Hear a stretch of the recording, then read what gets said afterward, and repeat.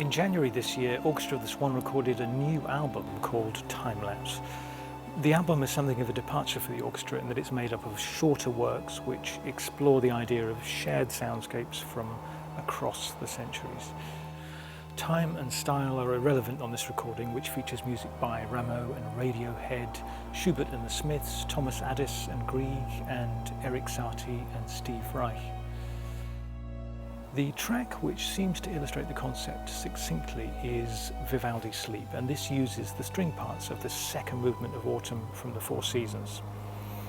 The story at this point in the piece shows the drunken protagonist of Autumn falling into a deep and beautiful sleep after a night of hardcore reveling. For the album, we invited the jazz pianist David Gordon to freely improvise over the string track we'd recorded. The results were really sublime and unexpected.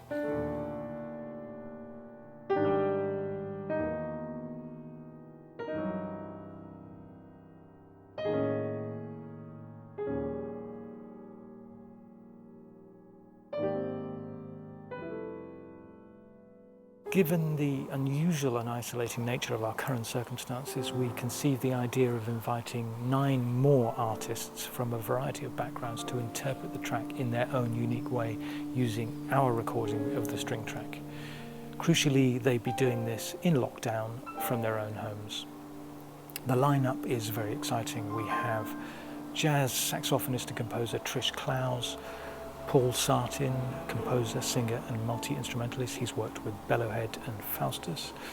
Film composer and electric cellist Philip Shepard, who's worked with David Bowie, Scott Walker, Elvis Costello and Jeff Buckley. Susie Evans, who's a klezmer clarinetist. She plays with Sequoia. Jim Moray, the English folk singer and multi-instrumentalist and producer. Shabazz Hussain, one of Europe's finest tabla players. Aidan O'Rourke, who's a Scottish contemporary folk fiddle player and composer. He also plays with the band Lau. Eduardo Garcia, who's a bandoneonist and composer. He played with the orchestra earlier on this season. And koto player Yumi Kurosawa, who's one of the most exciting exponents of that instrument. She's also a composer and is currently based in New York. Musically, I wanted the artists to be as free as possible. There are no rules. They can start before the track begins and finish after it if they wish. Some of the artists are keen to manipulate the track itself, which adds an exciting new dimension to this idea of interpretation. Some artists will be multi-tracking and adding more than one extra layer. It's going to be fascinating to hear and see all the creative possibilities and different approaches generated by this simple and beautiful source material. We wanted to take the idea one step further by inviting 10 video artists to take inspiration from each of the new musical versions and create a unique visual interpretation. We applied to the Arts Council in April and happily we received funding to set the project in motion. The project aims to be completed by July, so keep an eye on our website, which is www.orchestraoftheswan.org.